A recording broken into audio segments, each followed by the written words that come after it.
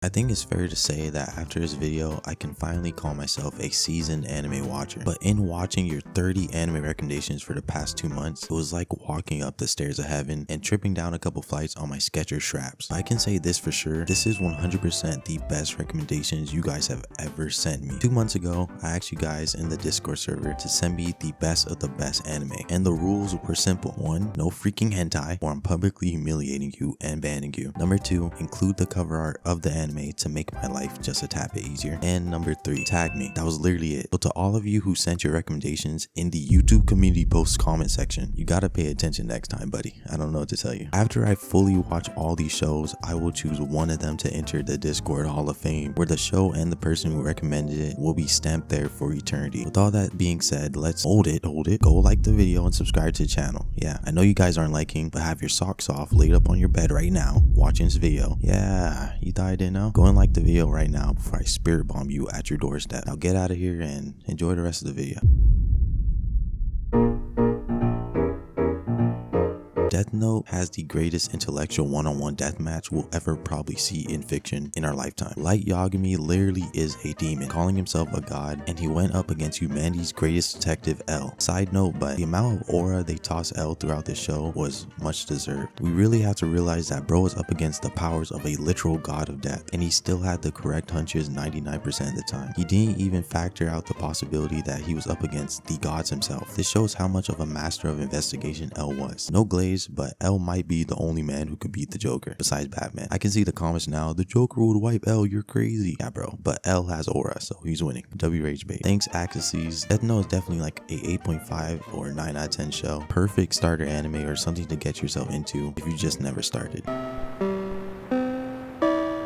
Tomahawk recommended that I watch Attack on Titan. And for those of you who watch my Q&A for my 20,000 subscriber special, you know that this is my first anime I ever watched willingly. But what I never mentioned is that I never finished it. I only watched season 1 and 2. So I rewatched the entire series again because I forgot a lot. And I watched the final season and the final movie. And words cannot describe the pain I was in at the end of this show. From Eren chasing freedom and realizing that the freedom he chased was actually what made him a slave, to bro just breaking down and telling a random kid sorry because he was about to flatten 80% of humanity. This was heartbreaking to watch. Every second about this ending felt bittersweet. A lot of Eren's motivation is open to interpretation though, so let me know in the comments why you think he did what he did. In my opinion, he seemed to actually be the good guy in this story. Hold on, put your hands down, let me explain myself. In the end, he actually loved Mikasa and he loved humanity. While he admitted he was being selfish, it was still for the greater good and for the long run of humanity. I'm trying not to spoil much there for those who haven't watched it yet, so you probably don't understand what I mean by this. Yeah, that's just my thoughts. This is without a doubt a 10 out of 10 in my eyes. No ifs, ands, or buts. The entire story was foreshadowed from the beginning. This is easily one of the best written anime I've ever watched, and I have to make space for it in my top 5. One Punch Man was a game-changing show. When season 1 and season 2 dropped, it was most people's introduction to anime. I remember being in middle school hearing everyone talk about it, bro. Now at the time, I was low-key tapped into only Dragon Ball, Pokemon, and like a little bit of Naruto. So One Punch Man naturally was very interesting to me. Anyways, I watched it and I found out season 3 is actually dropping later this year. So you guys will probably be hearing about this show once again in the big 2025. This show is just about a bald guy who did 100 push-ups, 100 squats, and 100 sit-ups every single day until he became bald. Literally. But with his baldness came strength out of this world, and he kept one punching people. Hence the name. Now, if I haven't convinced you enough to watch One Punch Man, and that it's phenomenal and very influential show, the same people who made One Punch Man made Mob Psycho 100. So you'll be seeing peak if you start One Punch Man today. I'm just gonna drop this here now too. Goku can beat One Punch Man. I don't care. He's Son Goku. I'm telling you, he's gonna unlock Ultra Instinct Super Saiyan 7 to defeat, bro. I got all my money on Son Goku. Anyway, thank you Atlantis. One Punch Man is like a 8.5 out of 10. It's a really good show. Every episode was entertaining to me. Tokyo Ghoul, and the artwork produced by Sui Ishida is nothing less than beautiful. So in regard to artwork, comparing the anime to the manga, I guess the Tokyo Ghoul anime lacked in that a little bit, and also a lot of the story was left out to shorten the anime. I don't know why they did that. Don't get me wrong though, Tokyo Ghoul is still very much a peak show. The soundtracks were beautiful, and I'm pretty sure we all know most of these songs if you had a frontal lobe after year 2000.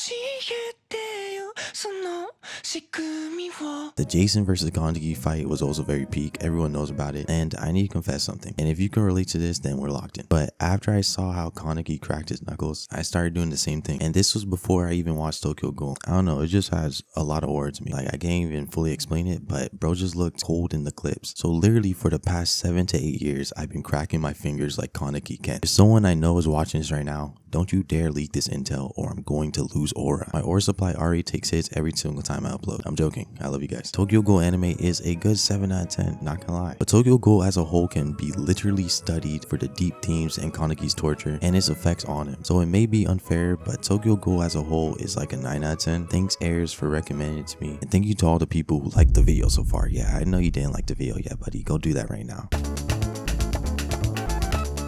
Bro, so many people, including OrangeMonke and stuff, sent this in claiming that I would enjoy this show, and I have very mixed feelings on Vinland Saga, but I can 100% say this is a 10 out of 10 series. Now, our boy Thorfinn in the first season, he was a savage. His dad got jumped, and from that point on, he just lived a life of like revenge, living his life only to get a get back. He joined the people who murdered his father actually, just to stay close to them to eventually kill the head honcho. And I can't begin to explain how lethal Thorfinn was. My guy was a warrior, but in the end, his life became meaningless because someone else killed the guy he wanted to take revenge on. And in a way, bro was like Thorfinn's guardian. You can make endless analysis on Thorfinn's upbringing, and it shows what many people experience in real life after being oppressed. Anyway, season 2 is the cherry on top of the series where Thorfinn becomes a slave and begins to understand the words of his late father, who, if I haven't mentioned, was a lethal warrior himself. His father told him that you have no enemies, and when you let that sink in, you can begin to understand the philosophy behind it. You have no enemies can be interpreted as a way of life, a mindset where individuals are not defined by their enemies. It suggests that we create enemies through our own choices and perceptions, not because they're inherently our enemies. And yeah, go watch Vinland Saga.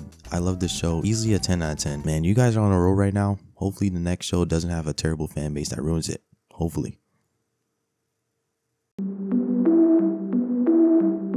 Yeah, that wasn't a joke. My Hero Academia is actually an amazing series, but the fan base, come on man. My favorite season being season 1 because it just felt so relatable. Deku Midoriya was a student who wanted to be a hero. He lived in a society where people are naturally born with superpowers called quirks. He wasn't born with one, so he was just someone with a strong passion and nothing to back for it. He then meets his idol and is told to eat his hair to gain immense strength. I can't make that up. But he works hard to attain a body to manage the strength, and I enjoyed watching the evolution of Midoriya. Anyways, let's get into the 2 reasons this show was ruined for me before I even watched it. Reason number 1, we all know, the fans. What is this? Look at this right here. What is this? Why is this? Like, you gotta lock in and understand that they really went out their way to set up their phone and make this video. This fan base is equivalent to a visual Wattpad story, bro. It shouldn't exist anymore. Get the spirit bomb ready. I had to get that all out there. Now, reason number 2 is the dog water ending. I got spoiled and I heard that bro became a teacher and the strongest hero is your buddy here. Bro, you told me at the beginning of the show that this is how you became the strongest hero. Okay, sure. Maybe he was at one point, but gang, look at what they reduced you to. Thank you, Nadia, the teferinism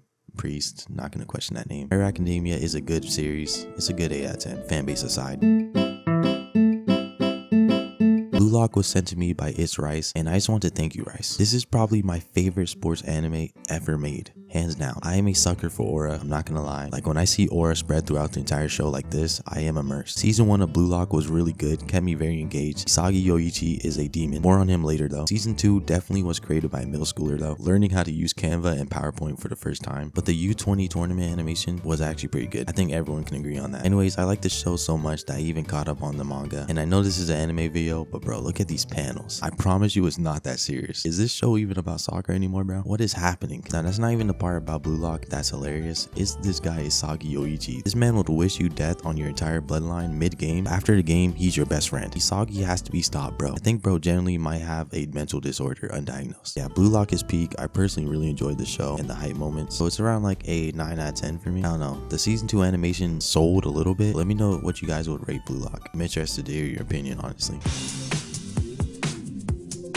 Soul Eater, sent in by BurkeUsta. Now, a lot of comments let me know that Soul Eater heavily pertains to the Fire Force universe, which I already watched in my last video. Soul Eater is the universe actually created after Fire Force, and it makes sense once you read the Fire Force manga. Anyway, Soul Eater follows Maka and Soul, who can transform into a weapon, and they are pretty much just trying to acquire a dead site. And we all know Blackstar. I knew about this guy's aura before I even started watching Soul Eater. I just seen edits of bro, but he is pretty cool. Anyways, my own complaint about Soul Eater is the ending. What was that finale, bro? It almost almost feels like they wasted the entire series on this lackluster ending. If you saw the ending, I feel like you can relate. I have heard that the manga's ending is different though, so I'm very inclined to read it. Soul Eater is a good 7.5 out of 10 though, in the grand scheme of anime. It is a cult classic show, and yeah, the ending is just wild.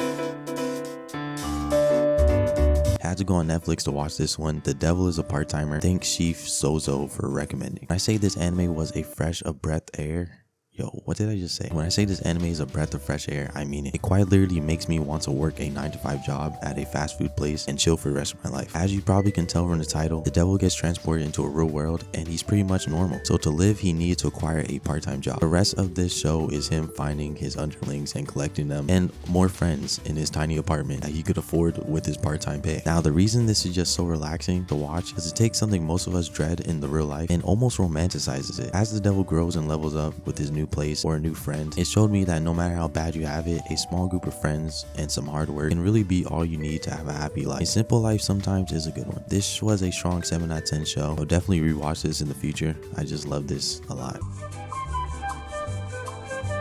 Geo, you have recommended me Dandadan. If you haven't heard of it 3 billion times on the internet already, Dandadan is an anime that hit almost every genre of media perfectly. Whether you want romance, action, adventure, mystery, or supernatural, Dandadan literally has it all for you. Now, I watched this video right here by Alex a long time ago, and I should have listened to him because this anime adaptation was beautiful. One part in particular I want to emphasize is the romance aspect of Dandadan. It is done so well, and these really feel like some high schoolers in love. It's slow burn in a good way, and with all the other things happening in the story, it gives Dandadan another layer of supreme storytelling. And do I really even have to go into the animation and uniqueness of the show? Probably have seen it 1,000 times on the internet, and if you haven't, go watch this, trust me. It's a shame that there is no season 2 yet. This might be a controversial take, but Dandadan is easily a 9 out of 10 for me. Banger show.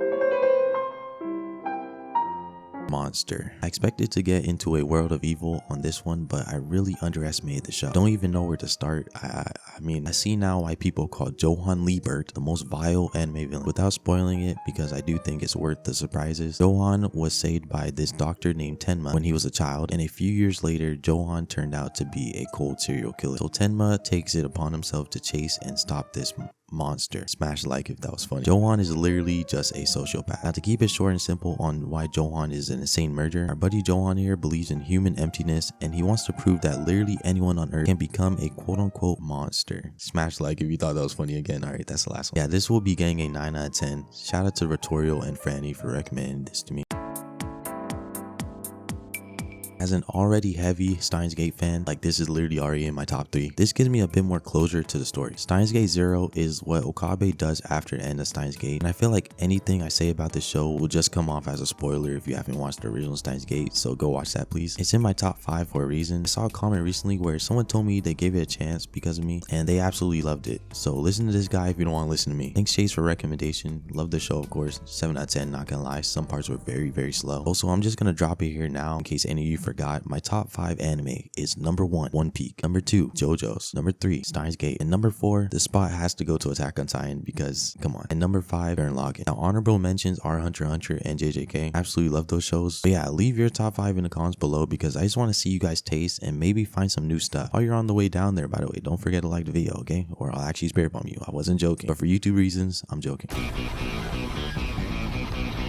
Speaking of top 5 picks, Baba Ciela Mak recommended that I watch JoJo's Bizarre Adventure. Now look, before you boo me, the new part 7 anime is coming soon, and it genuinely has me so hyped. I'm not even finished with the part 7 manga, so I actually might wait until the anime comes out. And this just brings me back to when part 6 animation dropped with Jolene, and bro, it was like the second coming of Jesus. I felt blessed. Now I'm about to make some JoJo fans mad here, and to each their own on this part, but my favorite JoJo parts in order goes like this. If you hate it, you hate it, but if you love it or agree with me, then you know where I'm coming from. Fiorino is my GOAT, and part 5 of JoJo's literally changed my life with its philosophies and themes, so it will always be my favorite JoJo part, and I explained that in this video right here. Now this is not to say any other parts of JoJo was bad, but I was just more impacted by my top 3. Anyways, JoJo fans, leave your favorite parts in the comments because I will be checking them out after this video.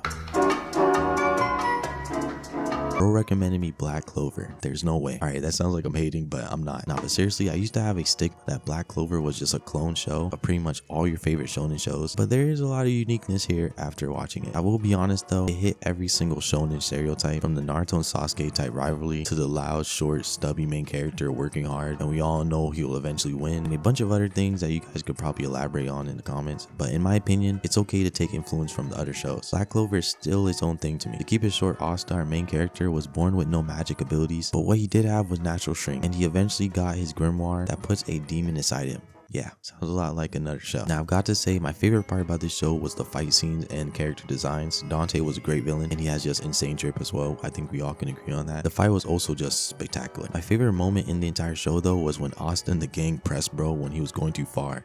That it literally gave me goosebumps. I mean, taking everything into account, Black Clover is definitely like a solid 8 out of 10 show. There's not a lot of issues. There was some animation issues and maybe pacing issues. Parasyte was a show I needed to watch. Thank you, Mega. Before I get into exactly what makes this show special, let me give a brief summary without spoiling much, because I think it will make you guys very interested enough to watch it as well. One night, mysterious parasitic creatures come to Earth, taking over human brains by burrowing it into their heads. These parasites, literally, hence the name of the show, smash like if that was fun, consume humans and can morph their host bodies into deadly weapons. Our main guy, who is a 17-year-old high school student, Shinichi, is attacked by a parasite, but it fails to reach his brain and instead takes over his right hand. The parasite, later named Migi, or Righty in Japanese, attains his own consciousness. Shinichi and Migi are forced to coexist, and unlike other parasites, Migi isn't interested in harming humans at all, only in self-preservation. Boom. So this leads to Shinichi slowly losing humanity because he's connected with Migi, and you can see him become colder throughout the show. And the ending is just so sad, bro, because I think throughout the show, Migi also began to experience human emotions, and yeah, just watch it. What I really want to mention was that the soundtracks of the show were amazing to me. This show literally made me cry, I can't even lie. And guys, I promise I'm not a crybaby, but this was just that good. I'm personally giving this a 9 out of 10. It was very easy to binge and a very good story overall with a very nice ending. Aoki recommended that I watch Haiykuu, and yeah, this is the second best sports anime I ever watched so far. Hot take, but it's that peak. Only reason I like Blue Lock more is because of the manga, but Haiykuu is really just as awesome. And I'll say the anime is even better than Blue Lock's anime. No lie, this show made me want to just join my nearest volleyball team and try to become the best server in the world. If you just give the first season a try, you'll understand exactly what I'm saying. I'm not even gonna spoil you. This show just makes you feel like anything is possible. Our main character is literally just a very short guy, and he makes up for it with his speed, agility, and he got bunnies. My boy can hop. Like he looks like he shops at IHOP. I'm not funny, bro. Yeah, Haiykuu is just so inspirational, man. There's one more season I need to catch up on though, the final season. I'm sure I'll finish that soon. Banger series, 9 out of 10. I mean, you guys are on a roll. Oshi no Ko was not at all what I expected. I mean, look at the cover art. There's no way you could guess how dark this show actually is. So basically, Ai is an idol who is a superstar, and she secretly is having 2 twin babies. The doctor that attempts to deliver her babies is actually a fan of her and just promises to help her, but he gets killed by a stalker before that happens, and he's then reincarnated to one of her twins. I mean, that's just a brief run though. I see why you guys recommended me the show. It was in fact a banger. To me, the whole show was pretty engaging, and I was really caught off guard by a few moments, and I thought this was going to be like a romance or light-hearted show just from looking at the cover art. Shout out to I haven't seen that name in a long time, does the Go on this channel, and Falsifier for recommending this banger. Solid 8 out of 10. When I say I got so many people recommending this show to me, like I saw it everywhere. There was no corner in the world I could hide in without someone telling me to watch this show, and reasonably so, because when I eventually gave it a watch, it really is like no other. This was something completely unique and new to anime, and refreshing to say the least. Our main character, Mao Mao, was kidnapped in the very first episode. I know, a very great start to the show. What I like about her though is that when she arrived at the palace, when she was forced to work, she kept completely calm, and she locked in and decided just to stay there for 2 years to eventually go home. She didn't feel like struggling or doing any of that. She was just completely content with it. So that was super shocking to me. Bro, I just love level-headed characters so much because it really shows how much emotions could cloud your judgment. If we all thought rationally though, it wouldn't make us human. So I guess, you know, there's the benefits to emotion. Anyways, besides the crazy first episodes, there also is some slow burn romance going on. So for the girls out there, clock it and period. Yo, I'm never saying that again on video. This show is a banger though, way better than solo leveling. I said it, I don't care. 8.5 out of 10. Thanks Comfy and whatever, however you pronounce that. Why do you guys make up these names? Love is War Kaguya-sama. I've been waiting so long to watch this show. Shout out to Ryoman and Donna for recommending it to me so I could finally watch some of it. Yeah, this is probably, in my personal opinion, one of the funniest shows combined with romance I have ever watched. And bro, even beyond that, the emotional depth this show goes into, especially in the later seasons, is actually very impressive. Like, the writing is really good. These two lovebirds, Kaguya and Shirogane, are pretty popular at their school and rivals in a sense. And they secretly love each other, and they pretty much know that they love each other but won't drop hints because they're too egoed up. Most of the show, we just see what's going on in their head, and their interaction with their friend group is always hilarious. It's like one of the best parts. It just makes me so happy to watch the show. Watching the show makes me appreciate the friends I have as well, and I've got to say, this is the first romance that genuinely entices me based on the romance. I feel like I could rewatch it like 1,000 times. This is a debatable 10 out of 10. This is really good. I mean, wow. Talk about a show centered around getting back on your enemies. If you're looking for some revenge type story, well, here it is. 91 Days is a short 12 episode tragedy with our main character beefing directly with the mafia, bro. His name is Angelo, and his entire family was killed by the Venetti mafia family. Yeah, pretty bleak already. Yeah, anyways, around 7 years later, bro receives an anonymous letter that reveals the names of the killers. So Angelo then turns into a Villia and goes crazy for the rest of the show hunting these people down. And if you guys end up watching this, tell me what you think about the ending of the show, and make sure to warn people of spoilers in the comments, because last time, bro, people did not do that. The ending really could have been anything and up to interpretation. I really like this. Thank you, AverageJoe, for recommending this to me. Easy 8 out of 10, arguably a 9 out of 10. Akame got killed. Why haven't I watched this sooner? You guys have been hiding this show from me for too long. You know, Akame got killed is one of those shows I would always see you guys put in the top 5 in the comments, but for some reason I just thought it was a mid pick, or just because of nostalgia. But man, I could have never been more wrong. Akame got killed is a very, very grim show, because if you like any character at all, you're about to be disappointed by the end of the show. I mean, from the very first episode to the very end, it's just sadness. I don't know how else to describe it. To put it shortly, our main character kind of sets off to become a famous swordsman. Yeah, all his friends die to a cruel empire, like at the beginning of the show, but a group called the Night Raid saves him, and he joins their cause. This group is led by Akame, and they all wield Tegu. Akame's Tegu being a one-shot kill, and she's pretty overpowered. They all kind of, never mind, just watch the show. I'm not gonna spoil it. Yeah, I'm gonna have to end this segment because I'm just gonna spoil the rest of the show if I keep talking. Thank you, Cyan. Love this show so much, and I'm happy I finally got to watch it. You guys been hiding it so long. I'm giving this an easy 10 out of 10. I personally just loved it that much.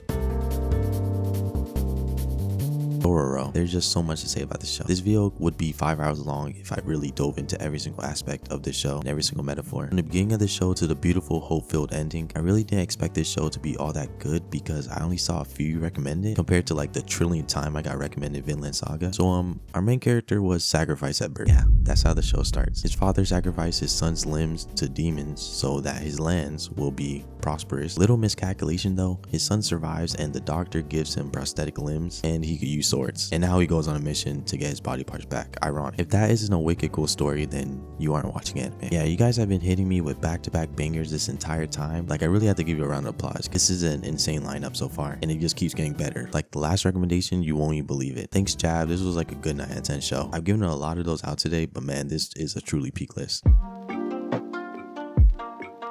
Okay, so Bungo Stray Dogs is literally what would happen if your English teacher let the AP Literature class cook and they accidentally summoned a supernatural gang war. Every single character in this show is named after a famous author, and their powers are based on that author's most iconic work. Like, imagine Edgar Allan Poe having a mystery-based ability while rocking a cape in modern Japan. That's what we're looking at here. Our main guy, Atsushi, starts off homeless and gets saved by a man trying to drown himself. Yes, seriously. And next thing you know, he's in a detective agency with powers and everyone's throwing hands using classic literature as superpowers. Bro didn't even get time to breathe before getting dragged into turf wars with Port Mafia and a terrorist group called the Decay of Angels. Every character in this show has some kind of deep inner conflict, dark past, or tragic moral code they're wrestling with while beating each other to death with metaphors. Plot does get a little crazy in later seasons, I won't lie, but I was locked in regardless. Some episodes had me cheering and some had me staring at a screen like a betrayed anime protagonist in the rain. Overall, Bungo Stray Dogs is a solid 8.5 out of 10 with potential to be a 9 if the next season delivers. Thank you, Shell. Now, Magi. A lot to say about this one. First word that may come into our minds is slightly underrated. Shout out to my GOAT, the Masked Man, because I watched this video on Magi before actually watching it for this video, and I expected a fun magic adventure, but instead I got child slavery, political coups, and discussions on fate and free will instead. And that's not to say it's a bad thing at all. I really enjoyed the show because of these factors actually. But let me give you the characters in a nutshell. Aladdin's a chill magic kid, Alibaba's a broke hero, and Morgiana is Sanji. The world building is insane, the magic system is pretty well thought out, and then then there's Sinbad, the definition of aura. Season 1 is peak shonen, and season 2 gets deeper with the philosophy and politics. It's colorful, chaotic, and hits harder than it should, so Magi gets a solid 8.3 out of 10. Didn't expect that one, did you? Thank you so much to my goat Still for recommending this banger. He's also in the Patreon. Join the Patreon for cool perks and to be mentioned in all these videos. Watch Magi if you want a shonen with a bit more substance.